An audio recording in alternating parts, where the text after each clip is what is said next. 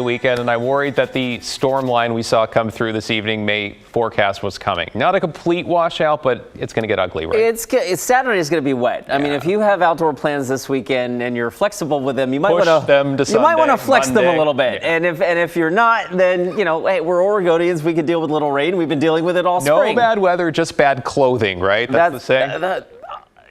Sometimes. Are you talking about how I'm dressed this evening? What? No, okay. No right. commentary. Let's just, get over here to the wall. Head outside. You can do it. I want to show you this. This is okay. So we didn't get a ton of rain. That band of thunderstorms that rolled through the area actually really hit like Beaverton and North Portland and up into the west side of Clark County. So we only got 0.12 of an inch at the airport, but here in downtown at our studio, we picked up 0.2 of an inch. It doesn't sound like that much, right? But we got that in 30 minutes. So it came in, down pretty hard. So where I'm going with that is that we are now up to 3 inches for the month of May, and 10th in the all-time wettest May category is just a little over, 3.76 inches of rain.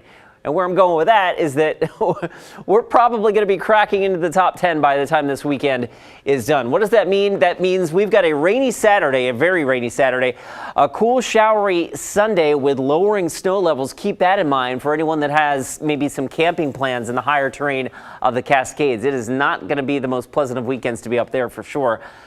We start to come out of it a little bit on Monday, and then by the middle of next week, it's going to feel summer-like. I mean, it's just we're going to be on a little bit of a weather roller coaster here the next couple of days. Let's start off with tomorrow. Tomorrow is actually a relatively mild day. Lots of clouds on Futurecast. The green paint brushes out here and there, indicating some spotty light rain showers. So not a washout at all tomorrow. There will be a shower, though, here and there throughout the day. But that's the way our Friday looks. And so with that in mind, a fairly comfortable and quiet day, right? At the beach tomorrow, cloudy, chance of showers. Anything that falls tomorrow will be generally pretty light. Highs getting into the upper 50s through the Columbia River Gorge.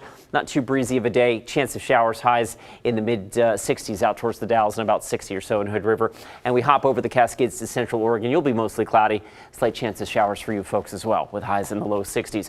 Up and down the I-5 corridor, we wake up tomorrow to temperatures in the upper 50s. So a very mild night ahead. We don't go very far, though. Mid 60s, I think, is about all we're going to do up and down the I-5 corridor tomorrow from Longview all the way down to Eugene. Pre-classic on Saturday.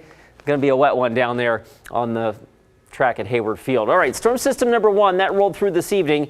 We'll get a little break in the action, and then the next little plume of energy. This is not a little plume. This is a very lengthy plume of moisture that is steaming our way for the weekend. So let's walk you through Futurecast. Late tomorrow night, you can see that storm system offshore. It gets closer. By early Saturday morning, I'll throw on the wind arrows here. You can see the winds really starting to ratchet up.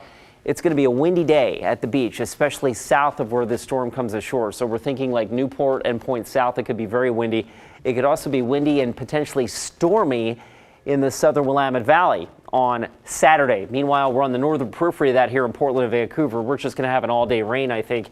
That system passes, but leaves us with quite a soaking. And here's the numbers. Remember that graphic I showed you about how we're just over 3 inches for the month?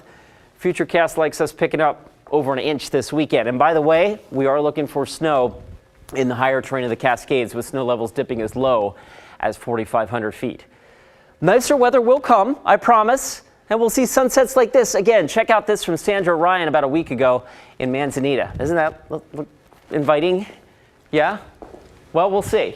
Maybe we'll be in store for that a little bit later next week as we bounce back to 80 degrees. All right, Chris, I was trying to jump in there, but my mic wasn't actually up, so we couldn't talk about this. But just for the record, so nobody at home actually think this, I think you actually look pretty sharp tonight. I appreciate that. Thank you. Right, and so does the forecast.